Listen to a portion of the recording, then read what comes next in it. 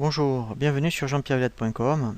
Je vous propose un nouveau tutoriel sur EBPay Pro OpenLine sur les absences maladie et l'attestation maladie. Alors, je précise bien que ce tutoriel n'est valable que pour la version Pro de EBPay OpenLine puisque tout ce qui est attestation maladie n'est proposé que dans cette version. La première chose à faire dans les bulletins de paye, c'est de générer une absence maladie. Donc ici, je vais générer une absence avec le volet de navigation congé payé absence. Je vais prendre déjà ici un motif absence maladie. Voilà, je vais prendre maladie non professionnelle. Ensuite, je vais indiquer les périodes. Donc, admettons, je vais indiquer qu'il est absent du 19 au 24 mai. Au 23 mai. Voilà. Je fais ajouter.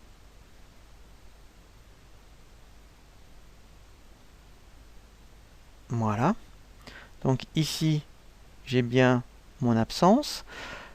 J'ai bien également donc par rapport au planning du salarié le nombre d'heures qui va s'afficher. Alors, par contre, ce qu'il faut indiquer, c'est savoir si vous faites un maintien de salaire. Tout dépend ce que précise votre convention collective. Il faudra bien saisir une variable qui va vous permettre de dire donc déjà si vous faites le maintien de salaire. Donc si vous faites le maintien de salaire, à quel taux? Soit c'est 100%, 90%, tout dépend de ce que précise votre convention collective. Dans ce cas-là, pour ici, vous voyez le maintien, il faudra saisir une variable, voilà, qui s'appelle taux maintien mal. Donc là, dans la simulation, elle a été mise à 90%. Vous saisirez le pourcentage par rapport à ce qui est préconisé par votre convention.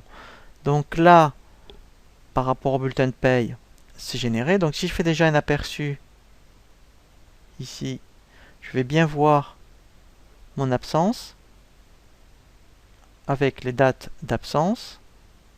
Voilà. Ici, vous voyez, donc je vois bien les périodes d'absence. Et en plus, il me précise bien le taux de maintien. Alors, juste une précision par rapport à la valorisation de l'absence. Ce n'est pas par défaut le taux horaire du salarié. Vous voyez qu'ici, il est complètement différent. EBP a pris les méthodes de valorisation qui sont préconisées par l'URSSAF. Et pour le voir, en fait, il suffit d'aller dans les motifs d'absence dans les paramètres de paye. Il suffit de voir dans le salarié, il y a un dossier qui s'appelle congé payé absence. Et vous avez type d'absence. Ici, vous avez toutes les absences qui sont prises en compte par la DADSU. Et ici, vous avez la valorisation pour la méthode de calcul. Donc en fait, EBP prend la méthode de valorisation qui est la plus favorable, qui s'appelle les heures réelles. Donc par rapport au taux d'absence, vous n'avez pas la main sur le taux horaire. C'est vraiment par rapport à ce qui est préconisé par la sécurité sociale que EBP a pris les heures réelles. Donc ça, c'est une petite précision importante parce qu'effectivement, dans le bulletin, vous n'avez pas effectivement la même valorisation. Alors, après, c'est du paramétrage. On peut intervenir sur la valorisation ici pour lui faire comprendre que vous, au niveau de la valeur, vous voulez prendre le taux horaire du salarié. Voilà, mais par défaut, ce n'est pas proposé comme ça. Une fois que vous avez fait l'absence dans le bulletin de salaire, il suffit maintenant de générer l'attestation maladie. Pour ça, dans salarié, voilà, vous avez document administratif. On prend l'option créer un document administratif. Donc là, on a un assistant, on va se laisser guider par l'assistant, on fait suivant. Je vais prendre le modèle. Donc là, Alors, pour agrandir, ici, vous voyez, je tire avec la souris. Et je vais choisir, ici, donc c'est dans l'onglet salarié, attestation de salaire maladie. Je choisis le salarié en question. Donc là, je vais prendre mon salarié. Je fais suivant. Voilà, donc là, je vais indiquer le type d'absence. Donc là, c'était la maladie. Je vais indiquer, admettons, donc le dernier jour de travail. Voilà, la date de reprise. Je peux demander également la subrogation. Et ici, je vais prendre donc les dates de référence. Donc là, moi, je suis en 2014. Voilà. Donc comme j'étais au mois de mai, je vais prendre les 3 derniers mois. Donc je vais même demander février, du 1er février, pour qu'il me régénère les salaires de référence au mois d'avril, puisque moi, ma paye est au mois de mai.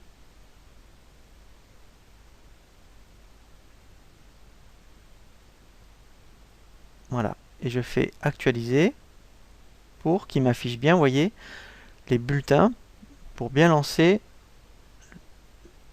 les salaires de référence. Donc là, je fais lancer. Voilà. Donc là, il me l'a généré. Alors maintenant, comment on fait pour vérifier l'attestation? Voilà. Donc là, je peux rentrer vraiment dans le document et modifier. Voilà, donc là, il m'a bien généré. Et là, on peut vraiment tout saisir. Vous voyez, donc là, voilà. Là, on peut rentrer dans le document. Et une fois qu'on a fait toutes les modifications, on fait... Alors, on peut l'imprimer déjà. Et on fait enregistrer. Ensuite, pour retrouver ce document, en fait, dans salarié, vous avez après, dans la liste des documents administratifs, ici dans le dossier administratif, vous avez par salarié, vous voyez, tous les documents administratifs qui ont été générés. Donc si vous aviez besoin de remodifier une attestation ou de la rééditer, il suffira de recliquer sur le document pour le salarié concerné et ensuite voilà, vous pourrez renvoyer votre attestation. Voilà pour le tutoriel sur les absences maladie et l'attestation maladie. Je vous dis à très bientôt sur jeanpierrevillade.com pour un nouveau tuto.